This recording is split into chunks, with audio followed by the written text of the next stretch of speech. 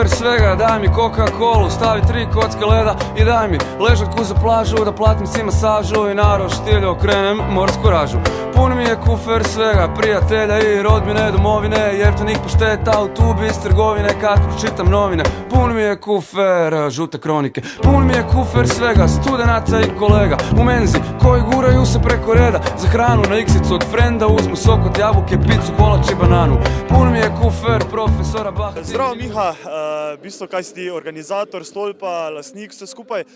Delaš v bistvu neke posebne koncerte, zakaj na koncu sploh delaš te koncerte? Dobro, te koncerte, to je zdaj moj privatni del, ne? Tu smo zdaj malo bolj uradno. Zdaj bom povedal bolj privat, pač te koncerte delam zato, ker mi je pač v Mariboru vedno nekaj manjkalo. Ampak v Mariboru se ogromno dogaja, to moram res poudariti. Pač za vsakogar nekaj. To, kar sem se jaz želel, tu je bila ena mala luknja in to sem probal zapolniti, no? Čist tak. Kako pa je prišlo do današnjega koncerta na vlaku, ki je nekaj posebnega? Ja. No, zdaj tisto, kar počnem privat, ne, se zelo navezuje na železnico, kot že verjetno veste. In smo pač prišli na idejo, da bi tudi tam kaj naredili, tudi glede na to, da z železnicami že kar nekaj časa zelo dobro sodelujemo in podpirajo bolj ali manj vse naše in moje ideje. In na idejo sem pa prišel enostavno z županom Ruštva, se pred časom dobila na enem od naših koncertov in smo se odločili, da bomo to izpeljala, kakorkoli že bo, pač bo. Moram pa povedati, da to danes izpeljujem pa vseeno v kontekstu, v sklopu enega breko malo večjega projekta, ki pa ga izvajamo, sofinancirano strani Mariborske občine, medobčinskega urada, to moram povedati. Mislim, na nek način vlak pa vse to skupaj lahko zastonj, ker je pokrito, ne, z njihove strani. Tako da tudi občina se tu zelo odziva.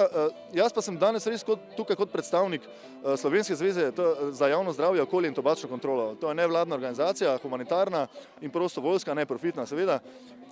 In v sklopu tega izvajamo pa te dejavnosti in bomo tudi še naprej izvajali projekt, ki bo seveda, tako smo že povedali, postal nacionalen, v kar sploh ni dvoma, ker odziv je dober in bo še boljši, kjer bomo pa res povezali vse ponudnike storitev javnih prevozov in skupinskih v kakršnikoli obliki in organizatorje eventov, no, kakršnikoli že. Reči Mikija, si enkrat že delal Miki Solusa, enkrat je že bil Gustafu, zdaj tretjič v Mariboru, zakaj njega? Ja, zakaj so ga tudi drugi že delali, ne? Vse verjetno ni naključje. Super je.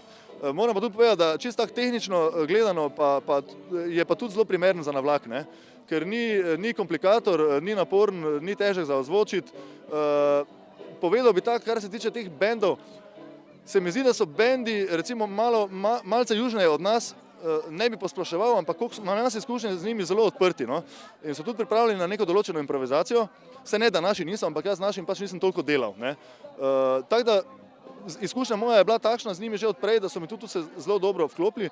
Je pa res, da ko sem razmišljal o tem, koga bi dal na vlak, so se ravno v tistem obdobju pojavili z idejo in smo se hitro našli. To je to. Daj mi v parih besedah predstavi, kaj je Stolp. Ker marsikdo v Mariboru ve, kaj je Stolp, marsikdo pa še ne ve.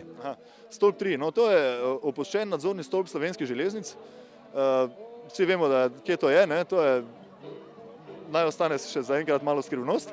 V glavnem, to je bivši nadzorni stolp čisto ob tirih, ki je praktično del železniške infrastrukture. Težko bi rekel, da je zelo javni objekt, ne, mi smo ga na nek način izluščili iz tistega konteksta tirov, da ga lahko uporabljamo malo bolj javno, ne. Je pa to klub čist tak moj privaten, kjer delamo takšne stvari, ki se nam zdijo pač neke sorte presežek, zato se žrtvujemo, jaz definitivno na ful, dostikrat tudi kakšen strošek pokrijem, kdaj se kaj tudi pokrije, ampak to gre v smislu izboljševanja programa za naprej.